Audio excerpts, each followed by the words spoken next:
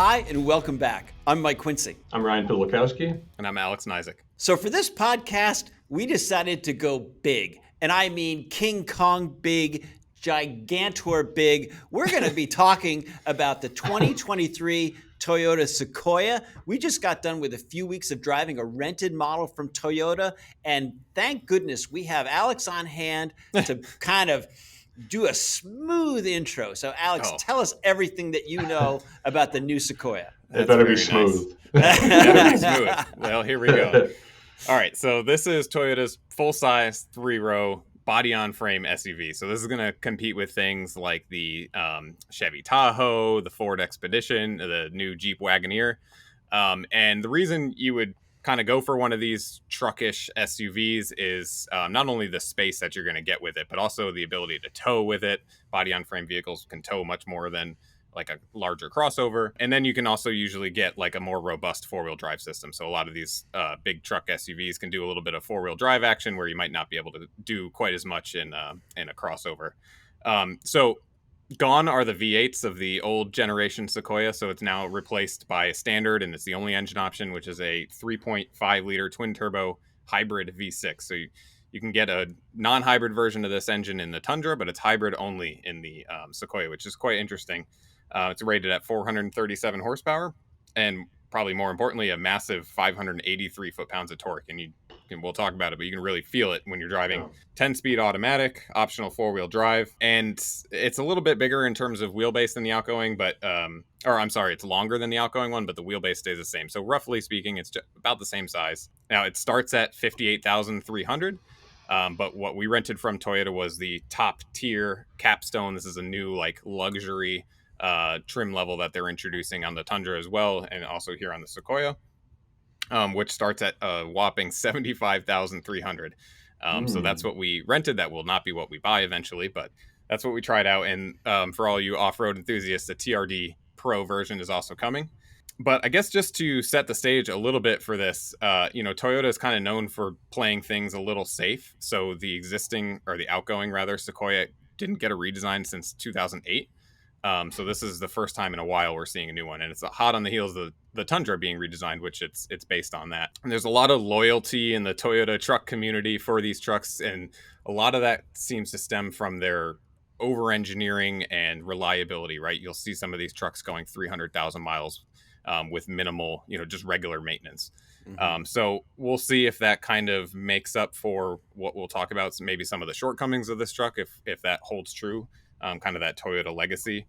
And then also lastly, it's got some new shoes to fill because the Land Cruiser is no longer being sold here. So now you have this Sequoia that kind of has to fill not only the Sequoia role, but then what used to be the Land Cruiser. So you have some more parts sharing from the global Land Cruiser sold elsewhere, Lexus LX, and then now this Sequoia and the Tundra. So it's filling a little bit of a different position in the marketplace, but we'll see what you guys think if it holds up or not. Yeah, I share Ryan's sadness about the loss of the Land Cruiser. Certainly that last version with the V8, that was an awesome truck. I know it was completely outdated, as you mentioned, Alex. The last Sequoia was redesigned in 2008, which is an absolute a lifetime in terms of vehicle production and keeping up with technology and stuff like that. But I Ryan, I'm gonna throw this to you. I mean, $75,000 for the capstone. What do you think? Is this model even going to get close to what kind of your expectations are, or others? So I'm going to say some things, and it's going to sound like I don't like. I'm going to say some things that are going to make it sound like I don't like this vehicle. I like this vehicle. Just hear me out. When I first got into it, I started driving, and I thought, I'm driving a Tundra with a cap on the back. Mm-hmm. And that's great for me. I like trucky SUVs. I like the body on frame stuff, right? But that's a lot of money, and I don't. And this is a top level, and it's got the frills, it's got nice interior. I don't think the interior is maybe at that price level fully, but it's really nice. It's a really nice truck. It's just a lot of money. I think it's going to be more of a Toyota cult following that probably will be looking at this closer. I mean, I'm just thinking of other, like, a nicely loaded Tahoe, I think is a very tough competitor. This is really nice. The powertrain's fantastic. That's It's it's got tons of power and it's super smooth, and it's a Toyota hybrid. It doesn't get any better, right? But I did think it was a little, it lacked like that urgency to just go. You had to kind of really get into it to erupt, because then it does come. It was just a little delayed, I thought, in that sense. But it's really that's not a big deal. It's quite firm. It rides like a truck. Some bigger bumps will really start to chatter the rear end and some of the suspension. You kind of get that body on frame, stiffer suspension feeling. I don't know how to describe it, I guess, but it'll almost chatter in a way. But it's simple. It's got this huge screen that Toyota's used in the Tundra now. It's awesome. It's easy to use. Simple controls for everything else. And I like that. Right. You get in some of these other vehicles, you have some fancy shifter or all this other stuff that kind of makes it feel like it's $75,000 or whatever. So I like it. I think it's going to be great. I can't wait to actually test one and see what kind of mileage we get out of it with the hybrid system. And listen, it's a Toyota that we know they know what they're doing. So let's sit back and see. Well, one thing I wanted to bring up is how you described it. Like, it's a Tundra with a cap on the back. And Alex, you can definitely appreciate this being an old 4Runner fan. I mean, that was the earliest iterations of the 4Runner were just a truck with a like a fiberglass cap on it. It was two doors and stuff. I mean, I don't mean like it has a nice, beautiful back seat and interior, and but I mean it like when you're driving. If you didn't see behind you, you'd be like, I'm driving a Tundra, because it's got that trucky feel. But it speaks to kind of Toyota lineage and stuff like that. I mean, Alex, am I wrong? No, you're right, and I think to Ryan's point, Toyota hasn't gone as far to turn the Tundra into the Sequoia as maybe we've seen with some of the other brands. For instance, the new Wagoneer, we got that thing up on the lift at our shop, and it's amazing the effort and the work that went into turning that Ram 1500 frame into the Wagoneer. It's from the axle forward, completely different. They flattened the frame so they could lower the seat. It's got a new independent suspension, and you just don't really see any of that here with the Sequoia. And interesting thing about that is the old Sequoia actually had independent suspension, and the reason you want this is because it's more comfortable generally. It can hold the road better than a solid axle. You lose some utility, but it's better in its SUV purpose than it is a pickup truck. So it's just they didn't go quite as far with it, and I think some of that is stemming from it having to fill those more shoes that I talked about earlier and sharing more stuff with the global Land Cruiser and the Tundra and all this stuff. So I guess to Ryan's point again, the price, hopefully you're getting some of that Toyota reliability and over-engineering that we're used to seeing from them, especially in the past with the old 4Runners that you talked about, Mike. Hopefully some of that cost is going in that direction, maybe if it's not going towards some of the either the interior bells and whistles that Ryan mentioned or some of this extra effort to change the frame and all these things. So right. And Alex, I just want to touch on a point that you mentioned in your intro, in that the solid rear axle, the lack of the independent rear suspension to benefit off-roading. Now, Toyota does have a certain following, I think, when it comes to off-roading expertise. Do you think buyers of the Sequoia are really going to be taking this off-road? Not to the extent where I think you would need the solid axle as opposed to the independent. Honestly, you can do a lot with independent front or rear suspension, or at any quarter. I mean, the Bronco has independent front suspensions, different end of the vehicle, but still, I just don't think that many people are really going to explore the max capability of this thing. But at the same time, you see plenty of people buy Wranglers because it can do it. Whether you actually take advantage of that or not is another thing, but knowing that it can, that drives a lot of our vehicle purchasing decisions, like it or not. So it is a thing, but I do think that it boils down to more that they just had to share some more parts between these three trucks or four trucks even, and they're kind of pitching it in a way that it sounds better in terms of its off-road capability. Mm-hmm. And when we were, having our pre-production meeting about this vehicle, you seemed, Alex, to kind of echo a lot of Ryan's sentiments about this capstone Sequoia. Yeah, actually quite mirrored it. I think I like the truck. I like driving it, but I like you said, I have this 3rd generation 4Runner that's 22 years old now at this point, and every time I get in and drive it, I like that things are moving around. You hear things, you feel the suspension working. It has that truck quality to it. That's one method of thinking is I like that. But on the other hand, for the same amount of money, or even less in some cases, you can get maybe something that's more competitive and, you know, will do a better job at being an SUV than maybe this Sequoia will. Yeah, as far as the capstone itself, it was nice, and I think it gets you some features and some details that you wouldn't get with the lower trim levels. I mean, even like the rear seats had the cooled rear seats. But yeah, to Ryan's point, you don't really get some of these super futuristic, maybe gimmicky features. Right, but overall, it was nicely finished. Sometimes those futuristic gimmicky features don't do well in our controls Definitely. evaluations. Actually, right. No, this will. So the flip side to that is that this thing does have a lot of stuff in it, like power running boards and this and that, and you just end up with, they're sticking with a physical switch strategy, which is, you know, generally favorable. We like that, but you end up with a lot of switches. So it will take you a second maybe to figure out where everything is located, but ultimately it will always be there. So that's nice. Yeah, so for me, and both you guys touch on this, Toyota's brand reliability goes a long way in helping me forgive some of the Sequoia's flaws. And it does have flaws. It does kind of drive like a truck, but I'm also with you on this in terms of having, I find that sort of satisfying, a satisfying driving experience. But like what really jumped out when I drove this top of the line Sequoia was I thought it was just work with me for a second here. I thought it was a better Escalade.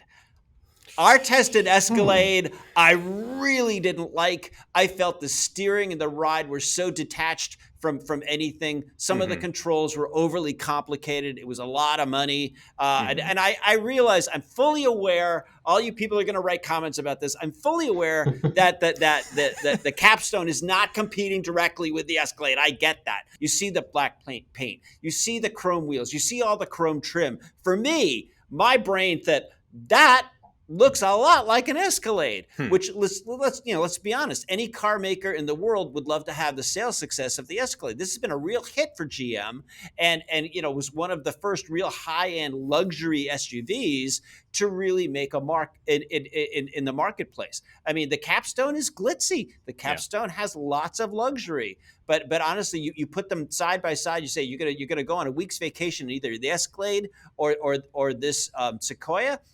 I'm taking the Sequoia. I respect your thoughts, but you're wrong. You draw a good parallel there. Like, I mean, the Escalade, it is glitzy, right? And some of this stuff is too glitzy and it's obnoxious. And that's why I like the Sequoia, because it's pretty like straightforward, you know. And it's simple. And of course, the Escalade is quite a bit more money than this thing, right? So I don't think it rides as well as the Escalade. I thought the Escalade rode quite well, personally. At the end of the day, I mean, this is a nice SUV, and I do think it's going to sell. I think people are I know a lot of my own friends that are very interested in this full-size Toyota hybrid system, you know, in the Sequoia or even the Tundra at some point. So I think that's fantastic that they're doing that, and we'll see. So I think we need to talk about that hybrid system, because you might hear hybrid and think a Toyota Prius or something, but that's not what is happening here. No. Right. I think fuel economy numbers are going to be disastrous. Yeah. Might be better than the V8 and any of the other competitors we mentioned. Well, yeah, and that's a good point, because I know, at least when I drove it, rarely was I driving and I felt like I was only being pushed by the electric motor. Oh, right? hardly ever. I mean, I took off. You take off from a standstill and you got it for like seconds, and then engine kicks on and the engine sounds kind of nice, and then you stomp on it and off you go, right? So, but as we saw with even the F-150 hybrid, it was more of a power application, right? I mean, and in that sense, maybe you know there are some fuel savings, because the battery's helping out, and when you're towing or whatever. Yeah. Dare I say I wouldn't have known it, and it was a hybrid system unless you told me. I had somebody ask me after they drove it. They were like, "Hey, do you know if that is a hybrid?" And I was, "Well, yeah, it is, but tell me more." you think about it, just because the Toyota makes a great hybrid, the Prius has been amazing. Okay, this is a big SUV, and the bigger we're dealing with physics here, and all the laws of motion, right? So the bigger these things get, the harder they are to make them move. So there is a point where it's not really that efficient to be putting a battery in these giant vehicles because you have to, it can only weigh so much, right? Right. So. But I will be curious to tow. I kind of wish I had more time with it because I would love to tow something with one of these just to see. It's got to be pretty fantastic. Yeah. Well, you will have time in one soon. We are going to be buying our own test car soon, not the Capstone, but we will be buying a mid-level trim of the Sequoia as soon as we can get our hands on one. But check out our first drive published on consumerreports.org for more information and some of our experiences with this Capstone model. And we'll have more on Sequoia when we get our own model, which brings us to our awesome question of the day. We love your questions. Text 30-second videos. Send them all to talkingcars@icloud.com. That's talkingcars@icloud.com. Our question today is from Davis from Winston-Salem, North Carolina. Sheetz was recently advertising a special on unleaded 88 octane gas, 15% ethanol, for $3.99 a gallon. Would you recommend using this gas instead of regular 87 octane, or is the savings not worth it if it might cause damage to your car down the road? Excellent question in these price-sensitive times of rising and then actually falling gas prices, but still everyone's looking to probably save a few pennies here and there when they're filling up their vehicle. And Ryan, I know that you kind of looked into this answer, so what do you have for Davis? Yeah, so great question. And just to answer his last part of that, where he said, is the savings worth damage down the road? It never is, right? I mean, internal engine damage is expensive and not good. So with that, it kind of depends on how old your vehicle is. First off, regular gasoline, you go to a gas pump around here in New England, most gas stations have three octane ratings, 3 grades. We have 87, 89, 91. So it's always like low, mid, high. And an octane rating is the fuel's ability to not combust, actually. So, and the reason for that is as you have more performance engines, they generally will have higher compression. And you don't want that fuel to combust before the cylinder makes it all the way to the top of its stroke. That would give you the maximum amount of power, is how that's supposed to work, right? So if you're using a low-grade fuel in a car that requires a higher grade, a 91 or a premium fuel, you're doing yourself a disservice, and you are doing some damage because that fuel is detonating too early in the cylinder, okay? So that's octane rating. Now, this 88 octane is actually E15. E15 means it's 15% ethanol. And 85% gasoline, regular gasoline. So if you remember, some years back, we had E85. Now, E85 was 85% ethanol and 15% fuel. Ethanol is an alcohol, okay? We make it from corn and crops, and it's sustainable. We can reproduce it. So when they did the E85 thing, they had to start building cars a little differently to accommodate for that. We found out over time, the E85 is bad. It hurts motors. They've kind of gotten away from it. But now we take this E15, which is 88 octane, they're calling it, and they're putting it, they're making cars, so newer cars will accept this, a 15% ethanol, because regular gasoline is 10%. So you're adding another 5%. And that 5%, they're making more fuel and it's cheaper to make it. So that's where the fuel savings are. But if your car is an older car and you check the manual, or call your dealer and find out from your manufacturer if it can what level of ethanol it can handle. You might be okay or not. It is not worth putting it in there if it's going to do damage. So, like I said, new cars can handle 15% ethanol, E15 or 88 octane, whatever they're calling it now. So it depends on the age of his vehicle, and definitely don't want to do that if you're going to damage it. Right, and Alex, Ryan brings up a good point. You had to check the holy grail of automotive ownership, and that's your owner's manual, right? Oh, yeah. I went out into our garage yesterday and just looked at 3 random cars we had in the garage: a Hyundai, an Acura, and something else. I don't remember, but all 3 of those manuals said 15% is your max, right? No more than that.